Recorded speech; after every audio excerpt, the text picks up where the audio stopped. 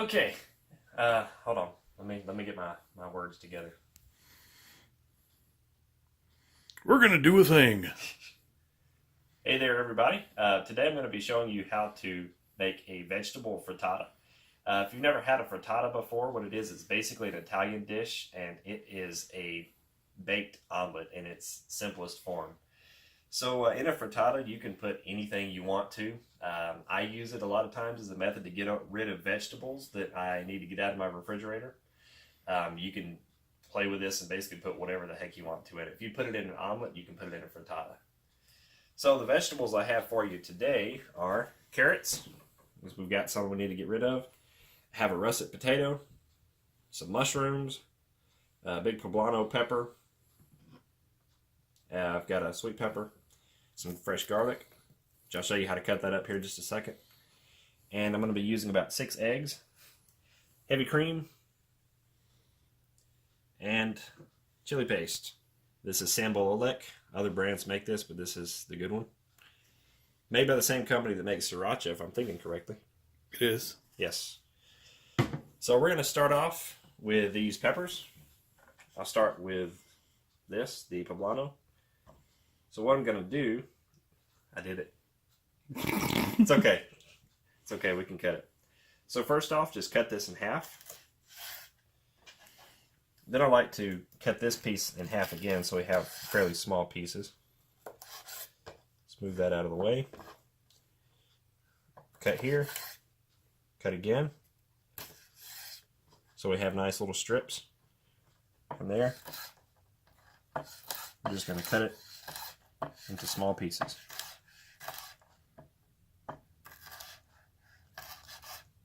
Just get that out of the way. So now, let's peel this russet potato. This is something that I see people do different ways all the time, but I'm going to show you the safest way to do this. Hold the potato in your hand like this. Take my thumb. First off, all my other fingers are curled under the bottom. Flip it over so everybody sees what your fingers are doing. There we go.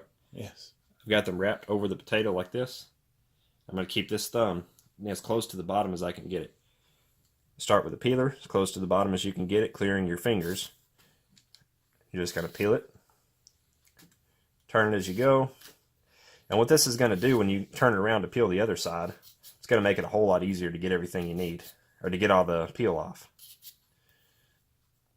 It's going to get a little slick as you go, as soon as your fingers get on the peeled part. Just make sure you have a nice firm grip.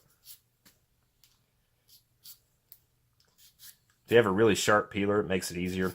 This peeler is a little bit dull, but let's cut this potato. What I'm going to do is I'm just going to make about maybe 1/4-inch slices in it, and then cut it into cubes.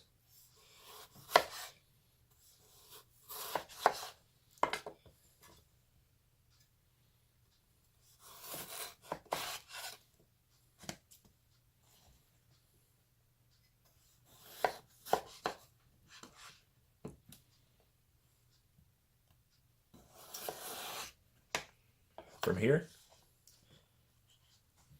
move the excess pieces out of the way. Start with one piece, again, close to 1/4-inch cut. For this size piece, I'm basically just going to cut it into thirds. Then cut it into small cubes. This doesn't have to be perfect. If you're making something that you're going to see the potato pieces, you can try to make perfectly even cuts. But for this, I'm going to try to get them about the same size so they cook even. But I'm not too concerned with the overall appearance of the potatoes because they're going to be inside of the frittata. Just repeat that until all the potatoes are cut.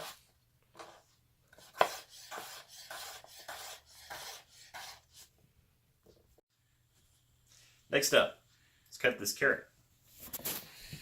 I like to start with cutting it in half.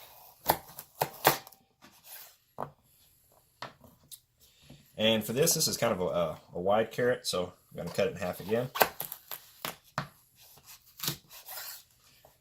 Set these pieces to the side.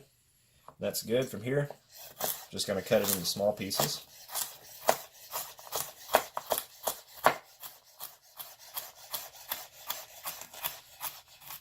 Going to repeat with each carrot strip until we've got whole pile of carrot pieces over here.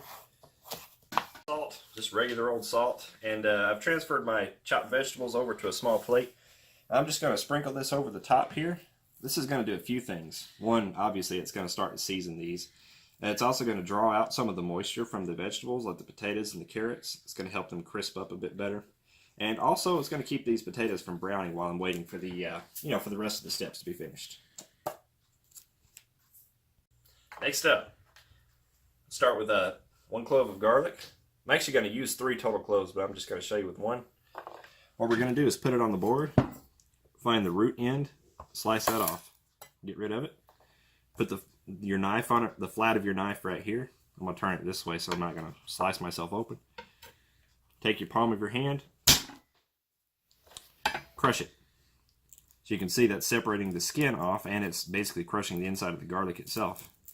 Just going to pull that away. Take our knife. We're going to slice this garlic really, really thin.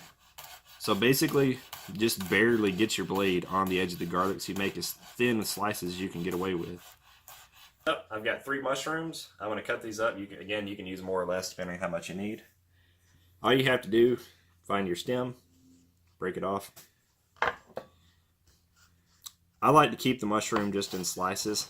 You can really cut it smaller, but I personally like big slices. That way you can see it.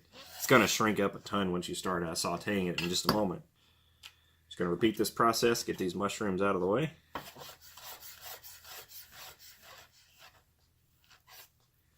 Mushrooms are usually pretty easy to deal with. It takes just a second to get them prepped. It doesn't take as long as the rest of it, so just slice those up. Next up, take some extra virgin olive oil, or you can use regular olive oil, cooking oil, whatever you want to use, but I like olive oil for the flavor. We're going to put about, I don't know, maybe a tablespoon or 2 in here, just enough to kind of get the pan coated. Going to heat this up over about just 1 notch past medium. I've got it on 6. So I'm just going to tilt the pan to get it at least partially coated with the oil.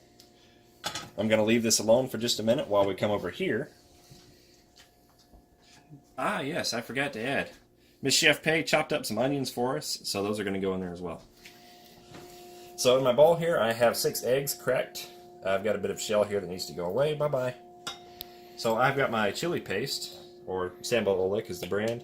I'm going to take just a little bit because this stuff is strong. About half a spoon. This is, I don't know if this would be a tablespoon. This is closer to a tablespoon. Just a little bit. Teaspoon. This is more of a teaspoon, yes. Put that right into the eggs.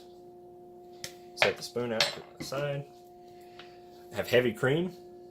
I never measure this, but I just pour about that much in. I guess that would probably be about maybe 1/8 of a cup or so. Got my whisk. I'm going to start by just breaking the yolks of all these eggs. Then I'm going to start whisking it together.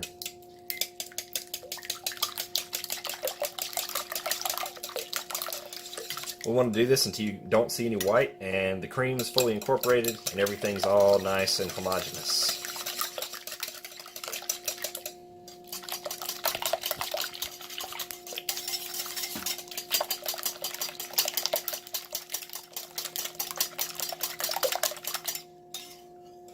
Turn your bowl around to see where we are. You can see we've still got a little bit of white in there, so we want to get that whisked a little bit more. Because if we don't, it's going to kind of separate out when we cook it, and we don't want that. We want it to be nice and scrambled all together. Alright, so next we're going to start sauteing some of these vegetables. But before we do, let's go ahead and preheat the oven to about 425. We're going to let that preheat while we're doing everything else. Start with the garlic. Alright. Just going to stir that all up until the garlic starts to brown and start to release some of its flavor. It doesn't have to brown that much. We really just want it to just barely start to cook.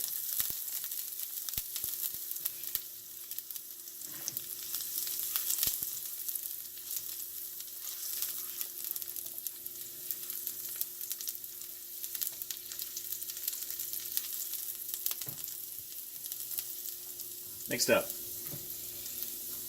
got the mushrooms kind of separated a bit, but what I'm going to do is try to get mostly my potatoes and carrots in here. Typically, what you would want to do is start with the harder vegetables, cook those a little bit, add things as you go, but I have it all mixed together at the moment. So, either way, I'm just going to mix it all together, and we're going to cook it till the potatoes just start to soften.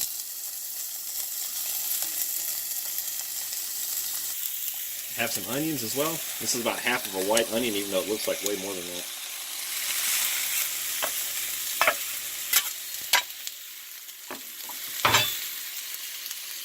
Get that all incorporated. And this needs to cook for about 5 minutes. I'm going to come and stir it every minute or so, and then we'll come back and see what it's doing. So it's been about 5 minutes, and I've basically just been stirring this every now and then. My potatoes are starting to soften now, and they're to the point where they're still just a little bit too firm to eat by themselves. But they're going to be cooked in the oven with all the eggs and things too, so they're going to finish softening up in there. So now I've turned my heat down to low. I've got it between 3 and 2. So next up comes the eggs. I'm just going to pour those right on top of the vegetables. And from there, I don't touch it. I'm going to leave it alone for about 3 to 5 minutes until these eggs just start to set. And to help us do that, I have a lid that goes to this cast iron skillet. I'm going to cover that so that the eggs can start to be cooking, so that the eggs can cook from the top a bit as well. So we're just going to leave this alone, and we'll come back and check on it in just a few minutes. Chef Pei says, don't touch it. No touch. No. Alright, we're back, and these eggs have started to set. Got a bit of an air bubble here, but that's okay. I'm just going to take the corner of the spatula and pop it. Now just barely start to separate that a little bit from the sides. This is just to kind of see just how set it is. You can see it's still very moist on the top, but the edges are beginning to set. Now that this is happening, what we're going to do next is put it in the stove. We're going to put this in the oven. I have my lid here. If you have a cast iron lid for your skillet, that's excellent. If you don't, you can either buy one, or you can cover it up with a different lid that's close to the same size. Or a plate. Or, well, it's going to go to the oven. You don't want to put a plate on it unless it's an oven-safe plate that won't explode. However, I've got this, so I'm going to put this on it. I have a pot holder because this handle is going to be very hot. I'm going to transfer it into the oven. I've got my rack about in the center, and this needs to stay for about 20 minutes. We're going to come back and check on it then and see how it's doing. Okay, so this has taken less time than I thought it would. It's been about 10 minutes. Our frittata looks like this. Now it's time for some mozzarella cheese. Let me just find that. Now, I've got some mozzarella cheese. I've already put some on here, but I'm going to put a bit more. No, out of the way. Here, have the cheese. Okay, you're good. Quality control. You have to test your food as you go. You know, that's how it works. So my oven is on low broil. I have a pot holder here somewhere. Here it is. Frittata is going to go in the oven just for about a minute or less to brown the cheese on the top, and we'll be ready to serve.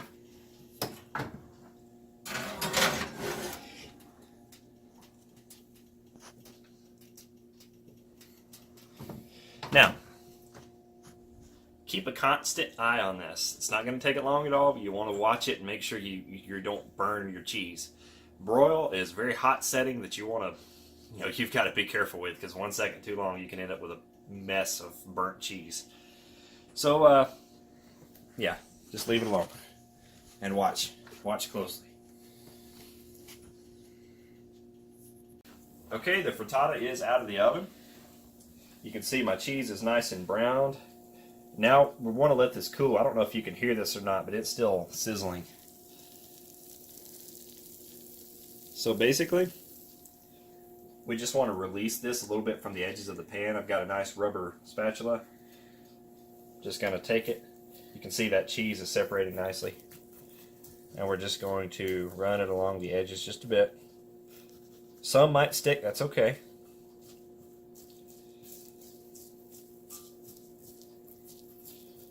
And we're just going to leave this alone for a bit. And as it cools, it's actually going to kind of contract a little bit on its own. So we're going to let it cool for a bit, come back, slice it, and see how it looks on the inside. Alright, so here's a wedge of our frittata. Have some cream cheese on the top and a little bit of picante sauce. Like I said, this is technically Italian, but anybody who likes picante sauce will like this. Or anybody who likes picante sauce on an omelet will like it on a frittata. I like the way it tastes, so Oh well, we'll call it cross-cultural. Here's our cast iron skillet. It's got the wedge taken out of it. You can see the cheese is still melted. This is going to keep warm for a while because of the fact it is cast iron. It's going to hold on to that heat. This is a Lodge cast iron. You can get it from Amazon. I'm going to put a link to that in the description. But that's all for today. Thanks for watching this one. I've got a Patreon if you want to support me there. It's in the description. You can also view the full recipe and other recipes on my website, thevirtualchef.co. Like I said, that's also in the description. So for now, thank you, and we will see you next time.